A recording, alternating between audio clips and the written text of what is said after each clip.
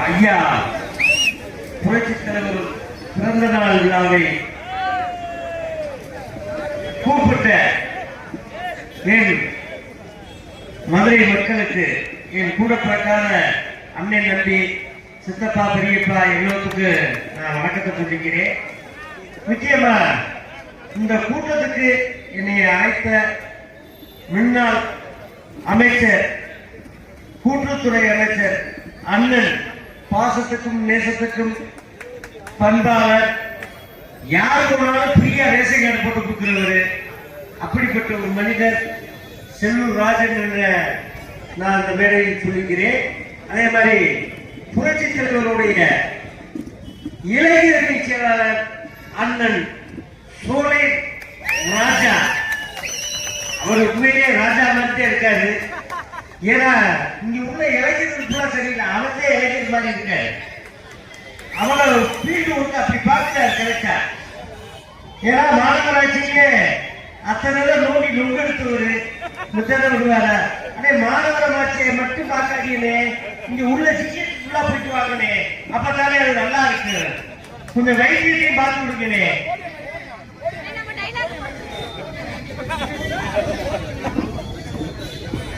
ஏன்னா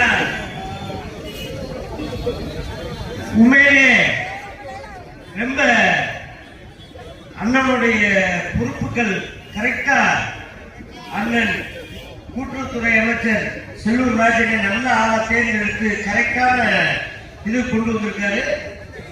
சோலை ராஜனாலே ராஜா பெரிய ஆளு, பின்னி பிறந்து இருக்கிறார். போற போது பார்த்தா அடுத்த பிரசிடண்ட் ஆகுது. பிரசிடண்ட் இல்ல,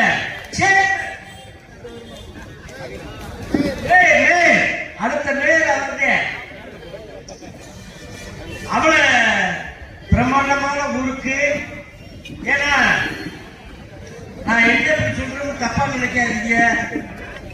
ஏன்னா ஐயா புரட்சி தலைவர் ஆட்சியில உள்ளிட்டவே ஐயா ஒரு சின்ன கருத்துக்கள். வணக்கம் சொல்லுங்க.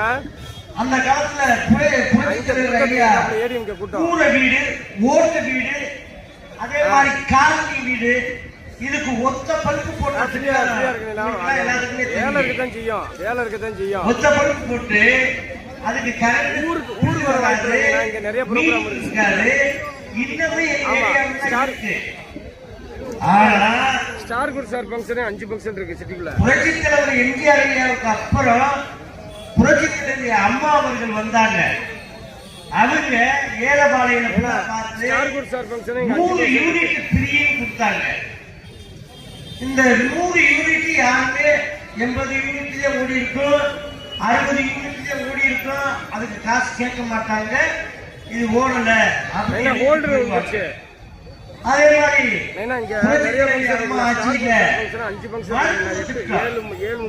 மாத்திரைகள் வழங்கப்பட்டாங்க. எனக்கு வீடியோ மட்டும் அனுப்பிவிடுங்க, நான் போட்டு விட்டுறேன். நிறமாச கற்பனையா இருந்தா போட்டோ வீடியோ அனுப்பிவிடுங்க, நான் போட்டு விட்டுறேன். 18,000 ரூபாய் பணம் கொடுத்து நிறைய இங்க இருக்கனால வர நிறைய ஜாமீன் கொடுத்து அவளை இப்ப 102 யூனிட் ஓடி இருந்தா 30,000 ரூபாய் பில் போடுறாங்க. எப்படி ஆச்சு? சூப்பர் ஆச்சு இல்லையா? நான் என்ன சொல்றது தப்பா நினைக்காதீங்க. ஒருத்தர் கேரளாவுக்கு போயிட்டாரு. அவங்க முன்னாடி கேரளாவுக்கு மாற்றி வேலை கொடுத்தாங்க. அதான் போயிட்டாரு. திரும்பி வந்து 16,500 ரூபாய் பில்லு போட்டிருக்காங்க. அப்ப கத்துறாரு கிடந்து, ஐயா 16,000 ரூபாய் போட்டாங்க, ஐயா 16,000 ரூபாய் போட்டாங்க. யோ ஃபர்ஸ்ட் 16,000 ரூபாய் கட்டி கொள்ளையா, இல்லையா வீடே உடனே மொத்தத்துல அங்கேருந்து பார்த்துட்டு போயிடுவாங்க. போய் கட்டியா அப்படின்னு. இல்லைங்க இதுக்குன்னா நியாயமே இல்லையா? இதுக்கு நியாயம்னா மறுபடிக்கு எடப்பாடி அவருடைய ஆட்சி வரணும். அப்பத்தே நம்ம கரண்ட் வசதினா கம்மியா இருக்கு, எதுவுமே வராது அப்படின்னு. இப்ப நீங்க வீடு கட்டுறீங்கன்னா ஒரு இடத்துல போய் ஈபி லைன் வாங்கணும்னா எவ்வளவு கட்டுவீங்க சாதாரணமா? இன்னைக்கு பாருங்க, போஸ்ட் மரம் ஊன்றதுக்கு ஒரு ரேட்டு, இந்த வயர் போறதுக்கு ஒரு ரேட்டு, அதை வீடு கட்டி வாழ்றதுக்குள்ள பாவம் டயர்டாகி படுத்துடுறேன். அந்த வீட்டுக்கு பாதுகாக்க முடியாது. பாடவே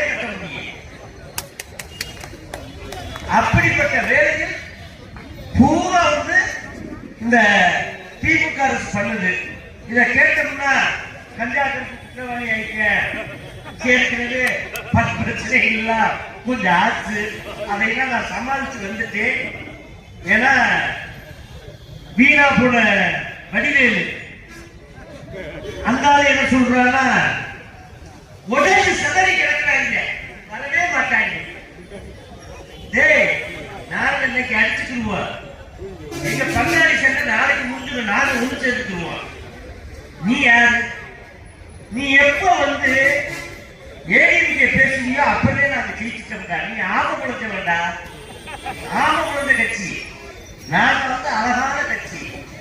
சத்துணவு திட்டம், அது இல்லாம புரட்சி தலைவி அம்மா எத்தனை பள்ளிக்கூடத்து பிள்ளைகளுக்கு இலவசமா சைக்கிள்ல இருந்து, அதே மாதிரி இந்த போறாங்க அந்த மோட்டர் பைக்கு புரட்சி தலைவி அம்மாவுக்கு கொடுத்தது.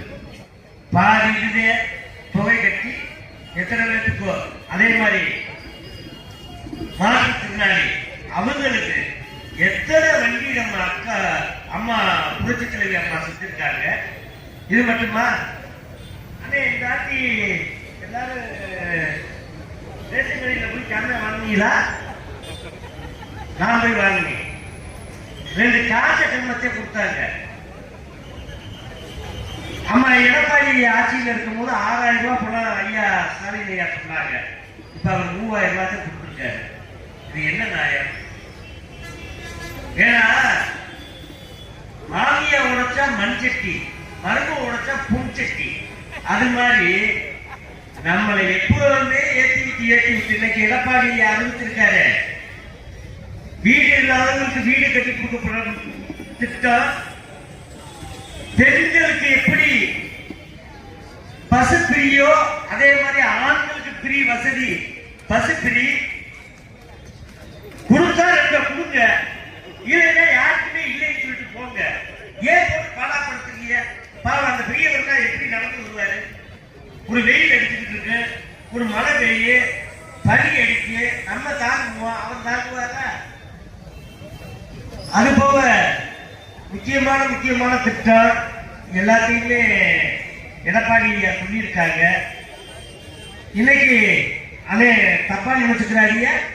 மேல மித்த பேர்கள் எனக்கு சரியா தெரியாது, எதுவும் நான் சொல்லுறேன், என்னை தப்பா நினைச்சுக்கிறாங்க. அதுக்கு நான் மன்னிச்சுக்கிறேன்.